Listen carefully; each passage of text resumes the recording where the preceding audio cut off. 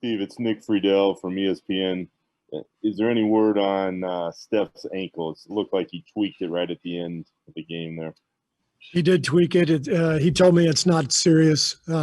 So he'll come in tomorrow and get treatment, and we'll check it out. But the good news is Steph does not think it's anything too serious.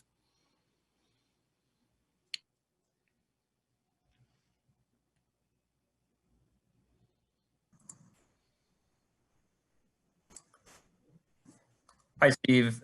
Brian Wood with NBC Sports Bay Area. Both sides got off to a bit of a slow start tonight. I'm wondering, do you think that what happened earlier today in the Capitol had anything to do with that? I thought both teams were playing great defense, Brian. There was a strange energy in the air at the start of the game, and that may have been a factor. But I saw two teams really competing, and we have gotten so much better at the defensive end over the last week or 10 days. And the Clippers, obviously, after last night's loss to San Antonio, I thought they came out and played a great defensive game. So maybe a combination of all that. What do you think was the largest offensive issue for you guys tonight? Not a ton of rhythm or flow. I mean, we played a team that's going to be, at full strength like they were tonight, one of the best defensive teams in the league with a ton of length. And so they did a really good job. I thought they played an excellent defensive game. They hounded Steph and we couldn't find a rhythm. But I was really proud of the guys. I mean, they hung in there the whole game. Our second unit, led by Eric Pascal, came in, did a fantastic job in the fourth to help us take a lead, and we had a shot. But give the Clippers credit; they played really well. He used Andrew Wiggins to guard Kawhi Leonard. Is he basically your prime wing stopper at this point when you're going against guys like Kawhi? Yeah, Andrew and Kelly both. There's in this league you have to have size and length on the wings to guard people like Paul George and Kawhi Leonard. So both Kelly and Andrew have been really good defensively. I thought they were excellent again tonight, and so it's a really positive sign. I love this team. I love our guys. They're great guys. They're competing like crazy. They're absorbing things. They're getting better every day, and it's fun to see them every morning when I come into the gym. So this is a really good group, and we're going to improve quite a bit over the course of the season. Kate Rooney from Cron 4. You mentioned that you've seen these guys make some defensive improvements over the last couple of games. What adjustments have you seen them make? I think Draymond's return is the biggest thing. Kate, he's the best defensive player in the world. He guards everybody. He keeps the defense connected. And so the combination of his return plus, everybody starting to understand what we're trying to accomplish defensively, I think that's the reason for the change.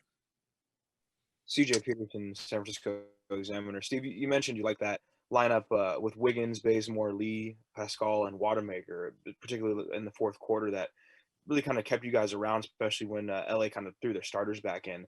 What do you like particularly about that group, and what makes them really so tough as far as defensively and making some shots too? Well, we've got shooters in that lineup, and we've got Eric Pascal to play through. We've sort of just discovered this lineup over the past week since Marquise's injury. It shifted Eric to the 5, and he looks very well suited to that role. He played 20 minutes. He got 14 shots up. So he's an offensive force, and with that group, he's got shooters around him, and we're going to get him the ball quite a bit. So I think it's been a good fit. I think Kent Bazemore has been fantastic. Mike Mulder came in, knocked down a shot in the first half, and gave that group a boost. But I like what the bench is doing overall. What did you see out of Wiseman today? I think playing against a great team like the Clippers, a team that has all that experience and length and that does all that switching. It's not an easy team to play against for a young guy. So great learning experience for him tonight. Every day is a help for him. Getting game experience, seeing all the pictures in front of him, and being able to watch the film the next day and make adjustments from there. Draymond's obviously done a ton for you guys since he's returned, but he's not really shooting much. He did it a little bit more in the second half, but do you need more from him as a scorer, particularly if they defend you like they did tonight? I've never worried about Draymond as a scorer. He sometimes he scores, sometimes he doesn't. He does so much for us at both ends, defensively, obviously, and then offensively, he handles the ball quite a bit and great screen setter. And I think the thing with Draymond is, he's just now, I think, getting into the condition he needs to be in. He played 31 minutes tonight. I thought his conditioning looked better than it has. And as the conditioning comes, he'll have his legs underneath him. He'll start to get more aggressive offensively. Hi, Steve. Carlos Ramirez, NBC Bay Area and Telemundo. Now the game's over, could you talk about how today impacted you as a coach and your team before the game, maybe even the start and now after the game, with what happened today in this country? Yeah, I mean, it was so disheartening. I think everybody came into the arena this evening just sort of dazed. There was so much going on.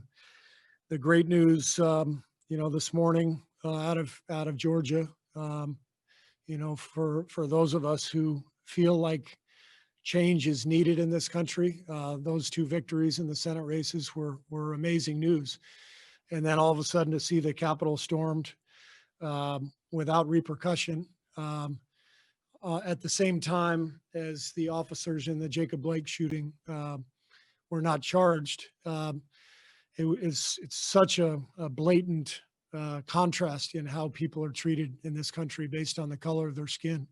Thousands of white people can storm the Capitol and not face any sort of obstruction from police. But heaven forbid a 12-year-old black boy carry a toy gun in a park, or a 15-year-old black boy walk home from a store with a bag of Skittles, or a young black male run through the neighborhood on a jog. Heaven forbid any of those things happen. But it's okay for thousands of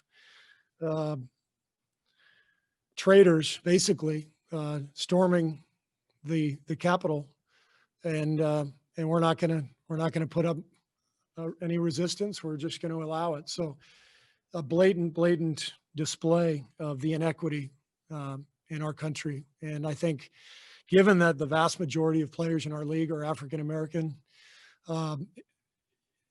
it can only affect every single one of them deeply. It affects all of us deeply, but especially if you're an African American and you've had to deal with this type of injustice in your entire life and in your family's lives. So today was a very emotional day, and our players felt it, but I was really proud of the way they handled themselves, making their presence felt, and then coming out and competing and playing a basketball game. It's not an easy day. Coach Kylan with Cron 4, you mentioned before the game you hadn't really talked to any of the players about possible demonstrations or anything like that. Were there any conversations in the locker room just about kind of how everyone's doing and, where the team is at? Yeah, we had discussions in the locker room before the game. I also spoke with Ty Lue. We checked with each other to see, what the teams had planned, if anything. And as you saw, both teams ended up kneeling during the anthem as a sign of our concern for racial injustice. And I think there was an added message today, given the scene at the Capitol in Washington, D.C. Just shocking scenes and affected everybody pretty seriously.